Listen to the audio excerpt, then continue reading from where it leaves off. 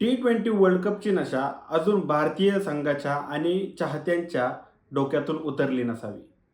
यामुळेच भारतीय संघाचे काही गेल्या दिवसांपूर्वी सामने बघितले तर आपल्याला वर्ल्ड टेस्ट चॅम्पियनशिपमधून बाहेर पडावं लागलं. याचं कारण ठरलं मुख्य ते विराट कोहली आणि रोहित शर्मा. पण आता चॅम्पियन्स ट्रॉफीसाठी भारतीय संघाने आपली प्लेइंग 15 जे आहे ती आता जाहीर केलेली आहे. यामध्ये मोठे अनेक आपल्याला बदल दिसून आलेले आहेत. पण हा संघ घेऊन भारतीय संघ खरंच चॅम्पियन्स ट्रॉफी आपल्या नावावर पुन्हा एकदा करू शकतो का?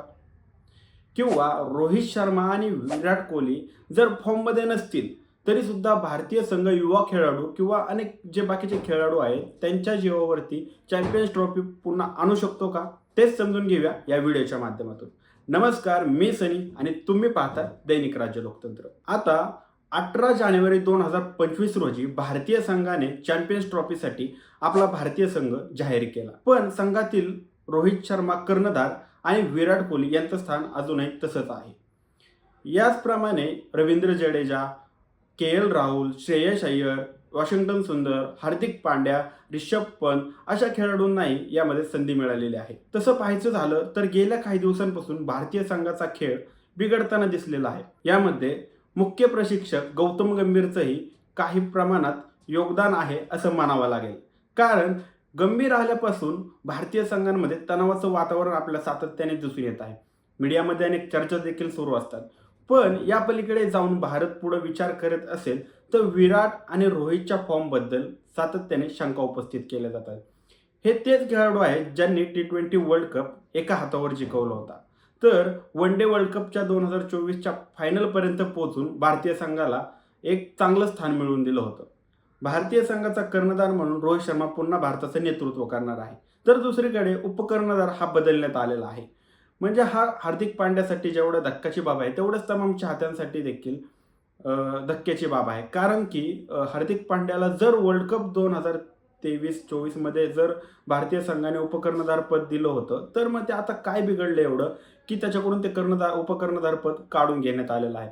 हार्दिक पांड्याने यापूर्वी T20चं नेतृत्व केलेलं आहे, पण आता त्याला मागे टाकण्यात येत आहे. त्याचप्रमाणे के.एल. राहुल, यशस्वी जयस्वाल, रिषभ पंत, वॉशिंग्टन सुंदर, रवींद्र जडेजा अशा खेळाडूंनाही संधी मिळालेली आहे. अशात मोहम्मद शमीचं पुनरागमन होत आहे. तर त्यासोबतच गोलंदाजीसाठी गेल्या काही दिवसांपासून जखमी असलेला जसप्रीत बुमराह पुन्हा आगमन करणार का नाही चॅम्पियन्स ट्रॉफीसाठी यासाठी शंका उपस्थित केल्या जात होत्या. पण त्याचंही आता समाधान झालेलं आहे. म्हणजे जसप्रीत बुमराह पुन्हा एकदा चॅम्पियन्स ट्रॉफी खेळण्यासाठी सज्ज झालेला आहे. या दिग्गज गोलंदाजांसोबतच आता अर्शदीपला सुद्धा संधी मिळाली आहे. दुसरीकडे मोहम्मद सिराजला ज्याने वर्ल्ड कपमध्ये भारतीय संघासोबत चांगली गोलंदाजी दाखवली होती त्याला आता बाहेर करण्यात आलेला आहे. सातत्याने त्याचाही परफॉर्मन्स असा काही खेळण्यासाठी घ्यावं त्याला असं काही दिसून येत नव्हतं. त्यामुळे त्याला सुद्धा आता बाहेर केलेलं आहे. सगळ्यात महत्त्वाचं काय तर विराट आणि रोहित शर्मावरच संपूर्ण भार असणार आहे. कारण की आपण जर गेल्या महिन्यातली ऑस्ट्रेलिया आणि भारतामधली बॉर्डर गावस्कर ट्रॉफी बघितली तर जवळपास आपण ती ट्रॉफी जिंकू शकतो अशी सगळ्यांना आशा होती. पण भारतीय संघाच्या तोंडातून तो घास नेण्याचं काम ऑस्ट्रेलियाने केलं आहे. याचा परिणाम असा झाला की ऑक्टोबरमध्ये होणाऱ्या वर्ल्ड टेस्ट चॅम्पियनशिपमधून भारताला बाहेर पडावं लागलं. एकेकाळी वर्ल्ड टेस्ट चॅम्पियनशिपसाठी एक नंबरवर असणारा भारत आता वर्ल्ड टेस्ट चॅम्पियनशिपमधून बाहेर पडलेला आहे. त्यामुळे आता भारतीय संघ चॅम्पियन्स ट्रॉफी जिंकणार का आणि ते जिंकली तर विराट आणि रोहितचा त्यामध्ये काय रोल असणार आहे हे देखील पाहणं उत्सुकतेचं ठरणार आहे. अशात भारताचे सगळे सामने दुबईमध्ये होणार आहेत. खरं तर चॅम्पियन्स ट्रॉफीचं यजमानपद हे पाकिस्तानकडे आहे, पण भारतीय संघ सुरक्षतेमुळे पाकिस्तानला जाणार नाही. त्यामुळे सगळे तिन्ही सामने भारताचे सुरुवातीचे दुबईमध्ये होणार आहेत. यामध्ये 20 फेब्रुवारीला भारतीय संघ साऊथ आफ्रिकेसमोर असणार आहे. तीच साऊथ आफ्रिका ज्यांनी आपल्याला T20च्या फायनलमध्ये घाम फोडला होता. तर दुसरीकडे 23 फेब्रुवारीला हाय व्होल्टेज सामना रंगणार आहे म्हणजेच पाकिस्तानसोबत. आणि यानंतर आपण थेट लढणार आहोत ते न्यूझीलंडसोबत. त्याच न्यूझीलंडसोबत ज्यांनी आपल्याला 12 वर्षानंतर भारतात येऊन टेस्टमध्ये हरवलं होतं. आता काही काळापूर्वी भारतीय संघ आणि इतर टीम ज्या आहेत त्या तुलनेमध्ये कमी पडत होत्या भारताच्या. पण आता अलीकडच्या काळामध्ये भारतीय संघाची जी ग्रोथ आहे ती आता कमी होत चाललेली आहे. म्हणजे ज्याप्रमाणे न्यूझीलंडने आपल्याला मात दिली, ज्याप्रमाणे ऑस्ट्रेलियाने मात दिली, त्याचप्रमाणे चॅम्पियन्स ट्रॉफीमध्येही काही प्रमाणात हे संघ आपल्याला नक्की मात देण्याच्या तयारीत असतील. अशा पाकिस्तान सारखा संघ सुद्धा आपल्याला मात देण्याच्या तयारीतच उतरणार आहे. त्यामुळेच भारतीय संघाला जर यंदाची चॅम्पियन्स ट्रॉफी आपल्या नावावर करायची असेल तर भारतीय संघातील दिग्गज खेळाडू कर्णधार रोहित शर्मा आणि विराट कोहली या दोघांना परफॉर्मन्स दाखवायलाच लागणार आहे. त्याशिवाय भारतीय संघ चॅम्पियन्स ट्रॉफी पासून वंचित राहील अशी परिस्थिती निर्माण होण्याची शक्यता आहे.